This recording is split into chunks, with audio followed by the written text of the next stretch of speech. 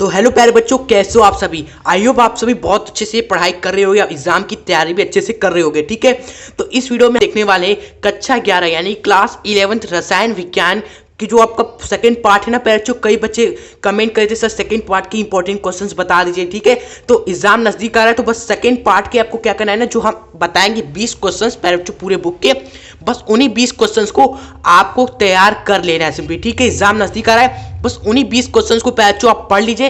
Guaranteed उसी में से ही क्वेश्चन आने वाला एग्जाम है प्यारे बच्चों, आप इधर उधर भटकने की जरूरत नहीं है। और उसका प्यारे बच्चों जो सॉल्यूशन है, उसका सॉल्यूशन प्यारे बच्चों वो हम आपको दे देंगे, चिंता मत करिए। सॉल्यूशन भी आपको हम बता देंगे कहां पर आपको मिलेगा सिंपली। ठीक है, चलिए आइए देखते हैं कि कौन कौन से वह क्वेश्चंस है। पहले यही कहेंगे कि यार हम आपके लिए इतना मेहनत कर रहे हैं तो आप इस वीडियो को एक छोटा सा लाइक कर ही सकते हैं, और सब्सक्राइब नहीं किया है जो बच्चे नए हैं तो अभी जस्ट सब्सक्राइब करके इस चैनल से जुड़ जाए, ताकि क्लास 11 हो या फिर क्लास 12 हो, दोनों से रिलेटेड पैचो इंपॉर्टेंट वीडियोस आपको इस चैनल पर मिलती रहे। तो चलिए शुरू करते हैं। और सबसे पहला जो क्वेश्चन रिडॉक्स अभिक्रिया, उस चैप्टर की सबसे पहला जो इंपॉर्टेंट क्वेश्चन है वह है आपका प्यारे बच्चों की ऑक्सीकरण क्या होता है, अपचयन क्या होता है, इसको प्यारे बच्चों बताइए, इसके बारे में आप क्या जानते हैं बताइए, एवं इसकी पहचान कैसे करते हैं। कभी कभी दे देता है आपको कोई रासायनिक अभिक्रिया और पूछ लेगा कि बताओ ऑक्सीकरण किसका हुआ है, अपचयन किसका हुआ है, तो ये पहचानना भी आपको आना चाहिए। तो डोंट वरी प्यारे बच्चों, जो पहला क्वेश्चन है जितना भी सारे वरी सबका जो सॉल्यूशन है, हर एक क्वेश्चन का पोस्टमार्टम करके दोस्तों 5-5 10-10 मिनट की वीडियोस में हमने पोस्टमार्टम कर दिया है हर एक टॉपिक का। तो इसका सॉल्यूशन आप सिंपली जाइए डिस्क्रिप्शन बॉक्स में, नीचे जैसे ही आप जाएंगे तो आपको प्यारे बच्चों मिलेगा लिंक। जी हाँ, जैसे क्वेश्चन नंबर 1 का लिंक आपको मिलेगा प्यारे बच्चों यहाँ पर। अगर आपको कोई क्वेश्चन नहीं आ रहा है तो बस उस लिंक पर क्लिक करो, 5 से 10 मिनट में वो क्वेश्चन आपका टॉपिक ही पूरा क्लियर हो जाएगा सिंपली। ठीक है, चलिए तो इतना हम आपके लिए कर रहे हैं, आप बस पढ़ाई करिए अच्छे तरीके से। सेकंड क्वेश्चन देखते हैं किस तरह।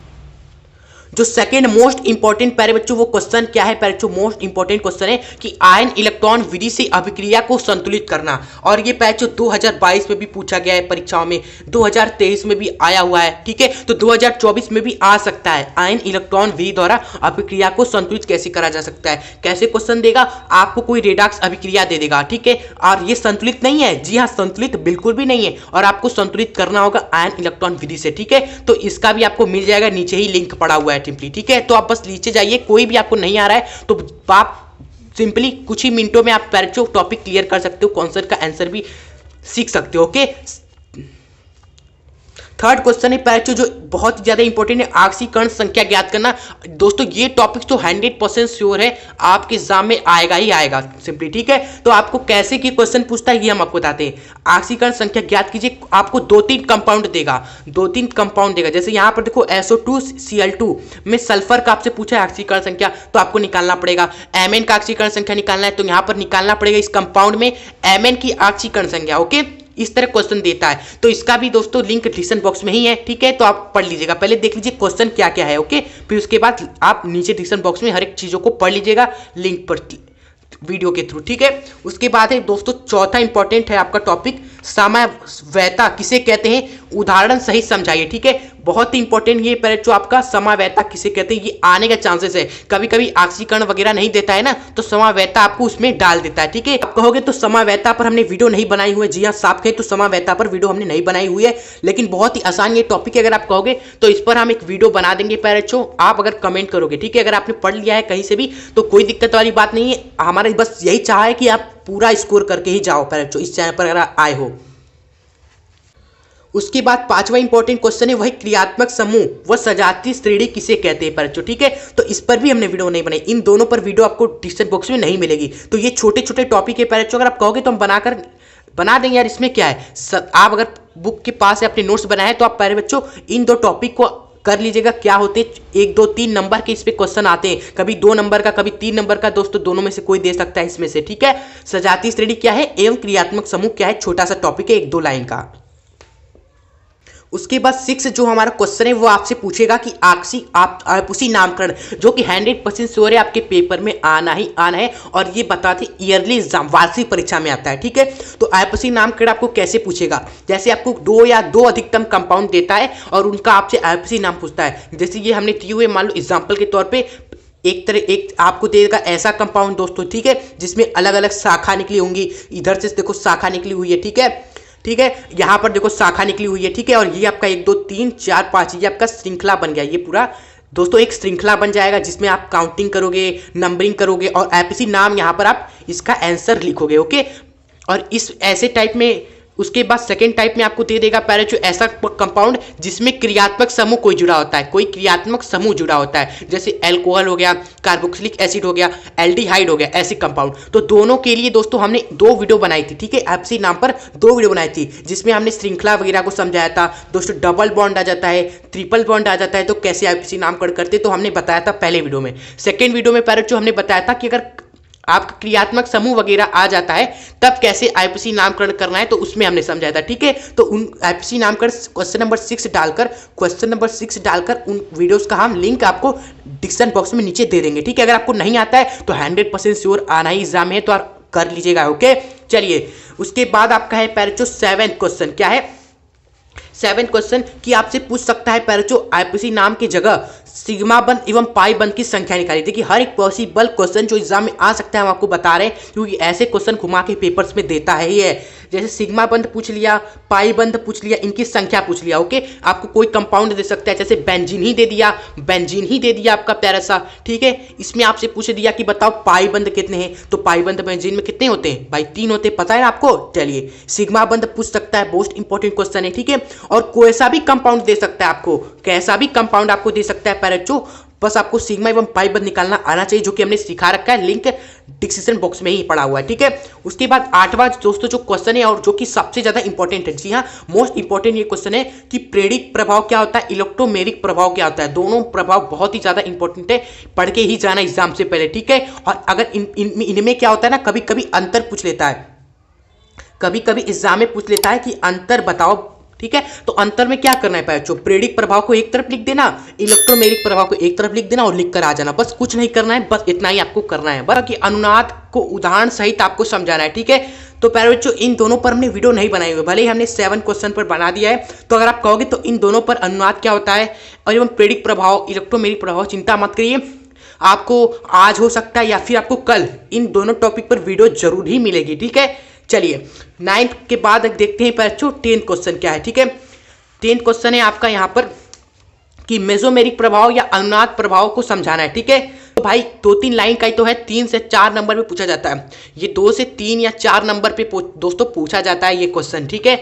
उसके बाद देखते हैं 11th क्वेश्चन। तो ये सारे क्वेश्चन करके ही एग्जाम में जाइएगा पैर बच्चों, कुछ भी आ सकता है एग्जाम में बच्चों, कोई भरोसा नहीं है, क्योंकि बहुत सारे पेपर्स बनते हैं, तो हर एक क्वेश्चन पैचो एग्जाम में अलग अलग पेपर्स में डाल सकता है। ओके, उसके बाद 11 टॉपिक है पैचो आपका कार्बोकैटायन क्या होता है, कार्बोधनायन क्या होता है, ठीक है। तो नाम अलग है, नाम अलग है प्यारे बच्चों, लेकिन इंसान एक ही है, यानी कि यार कार्बोकैटायन जो होता है उसी को ही हम कार्बोधनायन भी बोलते हैं। कार्बोकैटायन यानी कि कटैन का मतलब ही होता है धनायन, ये इंग्लिश में लिखा हुआ है, ये पैचो हिंदी में लिखा हुआ है, तो दोनों का मतलब एक ही होता है, चिंता मत करें। कार्बोकैटायन क्या होता है अभी हम बता देते हैं। कार्बोकैटायन पैचो जब किसी कार्बन से 3 हाइड्रोजन पैचो जुड़े होते हैं, ठीक है, और इस पे एक धन आवेश होता है। कैसा आवेश होता है? धन आवेश होता है, तो इसे हम कार्बोकैटायन बोलते हैं सिंपली, ठीक है। इसका संकरण पैचो जो होता है वो sp2 होता है। देखो 3 सिग्मा है ना, 3 बंद है, 3 के लिए एक s ले लो, 2 p ले लो, 3 बंद है तो 3 के लिए एक s ले लिया, 2 p ले लिया, संकरण sp2 बन गया। ओके, चलिए ये बस यही आपको लिखना एग्जाम में आता है। उसके बाद मुक्त मूलक क्या होता है पैचो? मुक्त मूलक हम उसे कहते हैं पैचो जिसमें जिस कार्बन पर प्यारे बच्चों एक, जी हाँ, एक अयुग्मित इलेक्ट्रॉन होते हैं, उसे हम मुक्त मूलक कहते हैं। बस यही लिखना है, एक अयुग्मित इलेक्ट्रॉन होते हैं पैचो, उसी हम कार्बन को हम क्या बोलते हैं? मुक्त मूलक बोलते हैं। यानी कि अगर हम बोले इस तरह कि भाई कार्बन से आपका, यानी कि कार्बन से तो आपके 3 हाइड्रोजन जुड़े हैं ही, 3 हाइड्रोजन जुड़े हुए ही, लेकिन इस पे क्या है दोस्तों? एक अयुग्मित इलेक्ट्रॉन है, यानी कि एक ऐसे इलेक्ट्रॉन ऐसे बना देना सिंपली, ठीक है प्यारे बच्चों, ठीक है। बस इतना ही आपको लिखना है एग्जाम में। चलिए उसके बाद प्यारे बच्चों एग्जाम में आता है, कभी कभी पूछा जाता है 1 नंबर में कि कार्ब आनायन किसे कहते हैं, यानी कि कार्ब आनायन, आनायन का मतलब होता है ना दोस्तों निगेटिव चार्ज, यानी कि जिस तरह कार्बोकैटायन में पॉजिटिव चार्ज होता है ना, इसमें पैचो क्या होगा? निगेटिव चार्ज हो जाएगा। दैट मीन्स पैचो अगर कार्बन से आपका 3 हाइड्रोजन जुड़े हो और कार्बन पर एक स्त्रीडावेश हो पैचो, तो उसको हम कार्बो आनायन बोलते हैं, ठीक है। और इसका जो संकरण होता है, याद रखिए कई बार एग्जाम में आता है, इसका जो संकरण होता है वह sp3 होता है। कितना होता है? sp3 होता है। चलिए उसके बाद 13वां जो क्वेश्चन है वो है इलेक्ट्रॉन्स नहीं या फिर इलेक्ट्रोफिलिक। देखिए इलेक्ट्रॉन्स नहीं एवं इलेक्ट्रोफिलिक नाम एक ही है, बस क्या है ये हिंदी में लिखा हुआ है एवं ये इंग्लिश में लिखा हुआ है, ठीक है। इस तरह नाभिक स्नेही को इंग्लिश में न्यूक्लियोफिलिक बोलते हैं, ओके। तो यहाँ पर इलेक्ट्रॉन्स नहीं या फिर नाभिक स्नेही अभिकर्मक को आपको पढ़ के ही जाना है, जो कि बहुत इंपॉर्टेंट क्वेश्चन है, ठीक है। एग्जाम में कई बार आता है कि इस इलेक्ट्रॉन्स नहीं अभिकर्मक किसे कहते हैं, नाभिक नहीं अभिकर्मक किसे कहते हैं, ठीक है। तो ये आप पढ़ के जाइएगा। अगर आप कहोगे तो इन पर वीडियो हम बना देंगे पैराचुक, आपको वीडियोस मिल जाएगी, कल ही आपको मिल जाएगा, चिंता मत करिए। ये सारे टॉपिक छोटे छोटे हैं, तो 4 से 5 मिनट की वीडियोस में हर एक टॉपिक को हम सल्टा देंगे, ठीक है। आप कमेंट बस करिएगा, आप कमेंट करेंगे तो हर एक टॉपिक पर आ जाएगी वीडियो, ठीक है, डोंट वरी। उसके बाद 14 क्वेश्चन आप देखिए। 14 क्वेश्चन है कि हाइड्रोकार्बन किसे कहते हैं। हाइड्रोकार्बन में आपका 2 प्रकार होते हैं, एक संतृप्त हाइड्रोकार्बन, एक असंतृप्त हाइड्रोकार्बन, ठीक है। तो ये दोनों को आपको पढ़ लेना है, ओके। हाइड्रोकार्बन आपको पता है पर जो हमारे हाइड्रोजन से एवं कार्बन से मिलकर बने होते हैं उसे हाइड्रोकार्बन बोलते हैं। संतृप्त हाइड्रोकार्बन किसे कहते हैं, ऐसे दोस्तों कार्बनिक यौगिक जिनमें क्या पाया जाता है दोस्तों, एक बंध पाया जाता है, एक बंध पाया जाता है, वन बॉन्ड पाया जाता है, उसे हम क्या बोलते हैं, संतृप्त हाइड्रोकार्बन बोलते हैं। लेकिन जिन यौगिकों में डबल बॉन्ड पाया जाता है एवं ट्रिपल बॉन्ड पाया जाता है पैराचू, उन यौगिकों को हम क्या बोलते हैं, असंतृप्त हाइड्रोकार्बन बोलते हैं। याद रहेगा ना। चलिए उसके बाद 15 जो क्वेश्चन है वह है मार्कोनी-कॉफ का नियम क्या है, ठीक है। मोस्ट इंपॉर्टेंट ये क्वेश्चन है पैराचू, मार्कोनी-कॉफ का नियम पैराचू बहुत ही ज्यादा इंपॉर्टेंट है, तो इस पे चिंता मत करिए, वीडियोस हम कल ही आपको दे देंगे, ठीक है। बहुत सारी वीडियोस, 2-3 वीडियोस कल आपको मिलेगी, चिंता मत करिएगा, छोटे छोटे होंगे और सारे टॉपिक्स आपका क्लियर करेंगे, ठीक है, डोंट वरी। बाकी सारे क्वेश्चन का तो हमने दोस्तों आंसर डिस्क्रिप्शन बॉक्स में दिया है, इसकी चिंता मत करिएगा। जैसे एरोमेटिक का हक्कल का नियम क्या होता है पैराचू, ठीक है, तो इस ये भी इंपॉर्टेंट है पैराचू आपका, ठीक है। इस पे भी आपको वीडियो मिल जाएगा, 2-3 मिनट में ही हम इसको पढ़ा देंगे। उसके बाद है वुर्ज अभिक्रिया का समीकरण लिखिए, ठीक है। तो वुर्ज अभिक्रिया का समीकरण हमने यहाँ पर लिख दिया है, इसका हम यूज करते हैं। इसका यूज किसमें करते हैं पैराचू, वुर्ज अभिक्रिया हमारी एल्केन बनाने में यूज होती है। क्या बनाने में पैराचू, एल्केन बनाने में इसका यूज हम करते हैं, ठीक है।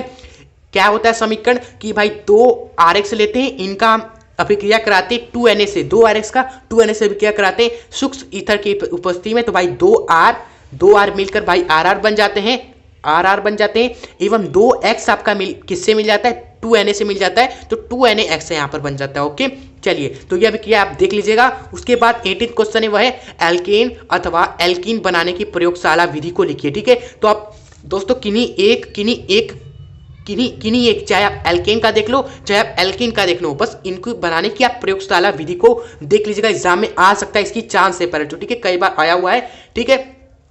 चलिए बढ़ते हैं 19 क्वेश्चन की तरफ। तो 19 क्वेश्चन है आपका निम्न यौगिकों की संरचनात्मक सूत्र लिखिए, ठीक है। आपको एग्जाम में लास्ट में ये क्वेश्चन क्या आता है ना, कई बार एग्जाम में लास्ट में पूछा जाता है कि लास्ट में आपको 2 कंपाउंड दे देगा, 2-3 कंपाउंड, और पूछेगा कि भाई इन कंपाउंड का संरचना बनाए, ठीक है, संरचना बनाए, ठीक है। तो यहाँ पर आप अगर आयुपीएसी नाम पढ़ लोगे, अगर आपका आयुपीएसी नाम अगर आपने पढ़ा हुआ है ना, तो ये क्वेश्चन आपके लिए इजी होता है, क्योंकि भाई आईपीसी नाम में संरचना दिया होता है तो हम नाम लिखते हैं, यहाँ पर नाम दिया हुआ है तो हमें संरचना लिखना है। जैसे देखो भाई यहाँ क्या लिखा हुआ है, 1 क्लोरो 2 मेथिल ब्यूट 2 इन, यानी कि यार कहीं ना कहीं पैराचू ब्यूटीन है। ब्यूटीन मतलब कि 4 carbon, meth eth prop but, यानी कि 4 कार्बन है यहाँ पर। तो पहले तो 4 कार्बन लिखो, 1 2 3, ये 4 कार्बन हमने बना दिए। उसके बाद क्या करेंगे, उसके बाद प्यारे बच्चों आप देखो 2 पर इन है, इन हम किसके लिए दिखाते हैं पैरचो, डबल बॉन्ड के लिए। यानी कि यार अगर मान लो 1 नंबर ये है, 1 नंबर ये है, तो 2 नंबर ये होगा,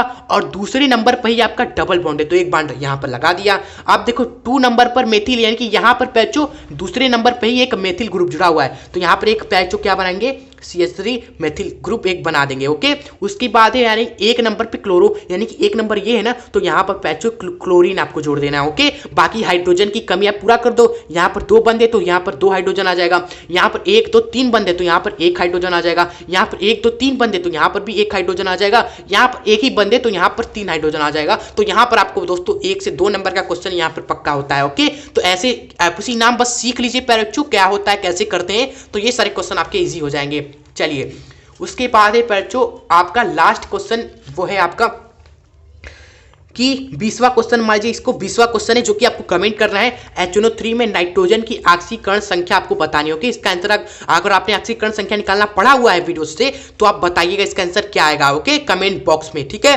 चलिए तो पैरचो यहाँ पर वीडियो को एंड करते हैं। अगर वीडियो पसंद आई, मेहनत अच्छी लगी, अच्छा लगे वीडियो तो आप एक छोटा सा लाइक करके जाइएगा और अपने किसी एक दोस्तों को शेयर अवश्य करिएगा प्यारे बच्चों, ठीक है। और चैनल पे नहीं हो तो आप सभी को सब्सक्राइब कर लेना है, ठीक है प्यारे बच्चों।